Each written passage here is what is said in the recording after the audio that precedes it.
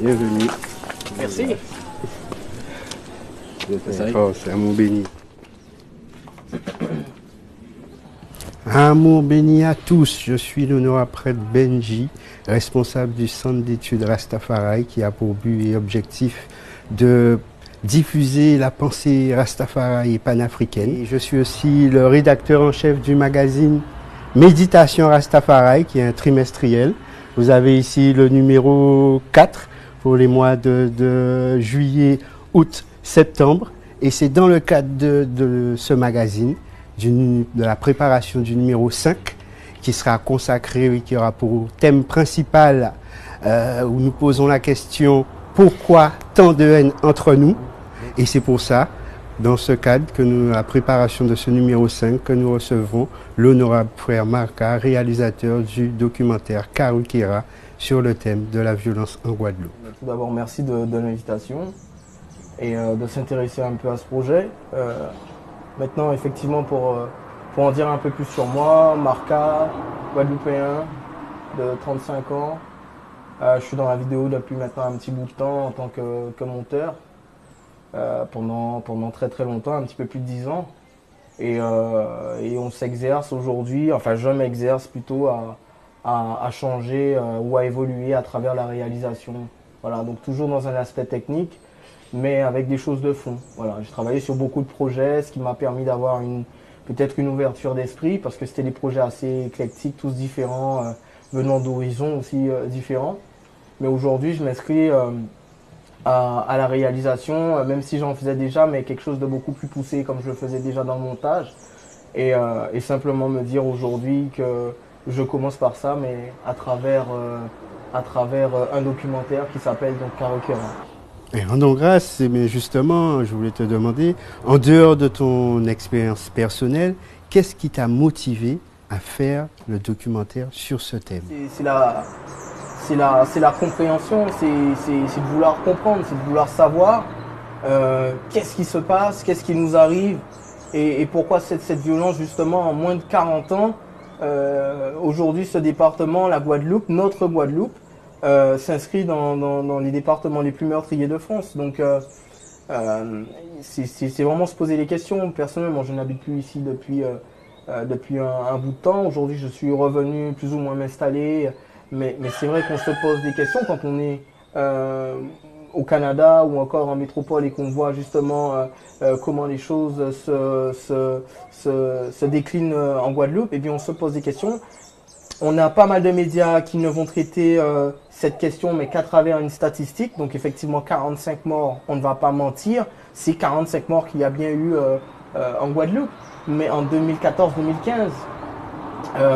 donc ce qui fait que d'une certaine manière ça vous pousse à la réflexion et bien sûr comme je le disais, et bien, comme ça fait un petit bout de temps que je ne vivais pas, j'ai décidé moi-même de m'y rendre et de faire mon propre constat et d'interroger la population, enfin ceux qui sont concernés, c'est-à-dire les Guadeloupéens.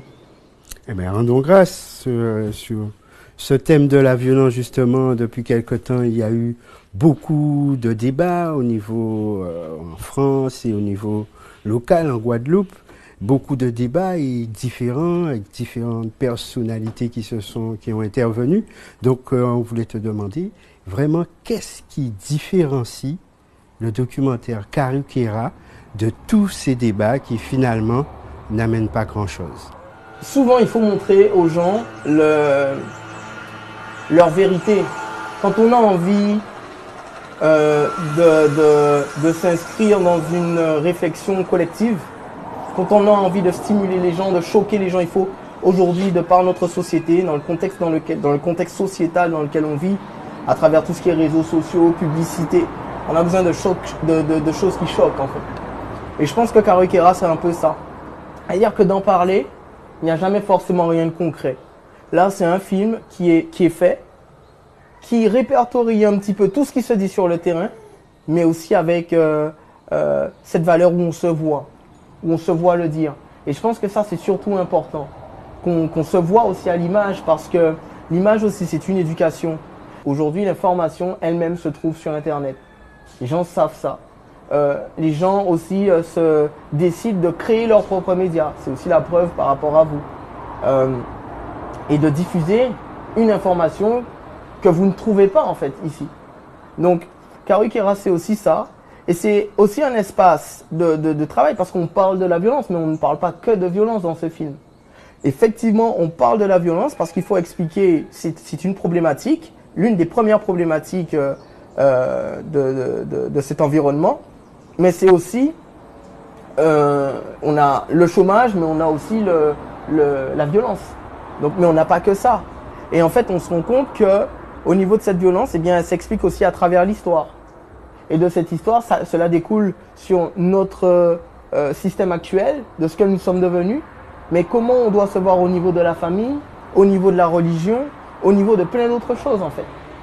Et donc, au niveau d'une jeunesse qui attend, une jeunesse qui a aussi envie de faire, mais une jeunesse aussi qui est un peu perdue et qui voudrait faire. Et donc, on montre tout ça dans ce documentaire.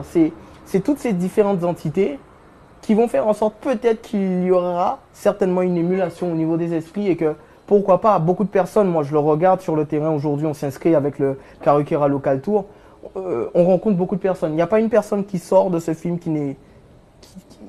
ce film, il va stimuler quoi. Que vous l'aimiez ou que vous n'aimez pas, il va se passer quelque chose. Donc est-ce que tu penses qu'on est en passe de trouver une solution à ce phénomène de la violence? Je le dis bien. On s'inscrit avec ce documentaire dans une évolution de 40 ans. Et moi, dans mes recherches, il y a des Johan, tu parles de Johan, il y en a eu, en fait, déjà. Il y en a eu encore même la semaine dernière. Et il y en aura certainement encore demain. Donc, on ne pourra pas forcément stopper ça. Je ne pense pas. Ce que l'on appelle le contingent des gendarmes qu'on envoie, à l'époque même où je tournais Karukera, on était dans cette pleine vague de violence. Et concrètement, c'est ce qu'ils ont fait. Donc ce sont les mêmes dispositifs qui sont remis, les mêmes éternels dispositifs. C'est-à-dire que pour contenter la population, on va vous rajouter un petit peu de gendarmes, un petit peu de sécurité, justement pour pouvoir faire les choses. Maintenant, au niveau de quand nos jeunes partent, eh bien, on descend dans la rue, on va marcher, on va faire des marches, on va parler. Je ne dis pas que c'est pas bien. Mais ça n'a pas empêché. Ça n'a pas empêché ça en fait. Je ne dis pas non plus que de voir Karukera, ça va empêcher ça. Non, c'est pas ça. Mais Karukera, c'est un message qu'on peut garder. Qu'on peut garder dans sa bibliothèque comme un livre et de le ressortir quand on a besoin peut-être de regarder quelque chose, d'approfondir quelque chose, d'avoir une réflexion sur une thématique. Ou bien peut-être même demain s'inscrire dans peut-être 40 ans. Comment on était il y a 40 ans, c'est-à-dire aujourd'hui. Voilà ce qui se passait déjà. Et peut-être, j'ai même l'impression que, eh bien, peut-être que ça sera peut-être aussi la même chose. Si on ne change pas, justement, ce qu'il y a à faire. Donc, tout ce que tu me dis là, tout ce qui est envoi de contingent de gendarmes, ça s'inscrit dans les 40 ans. C'est-à-dire que on tourne en rond. On tourne en rond. Eh bien, nous te remercions, frère Marca, pour toutes ces bonnes paroles que tu nous as dites et ce bon moment que nous avons passé ensemble. Nous vous rappelons que vous pourrez retrouver cette interview dans le numéro 5 de notre magazine Méditation Rastafari qui sera distribué partout sur tout le territoire de la Guadeloupe, mais aussi en Martinique et en région parisienne. Vous pourrez aussi la retrouver dans son intégralité sur notre page Facebook Centre d'études Rastafari. Donc nous vous remercions, nous vous disons à bientôt. Amour béni à tous.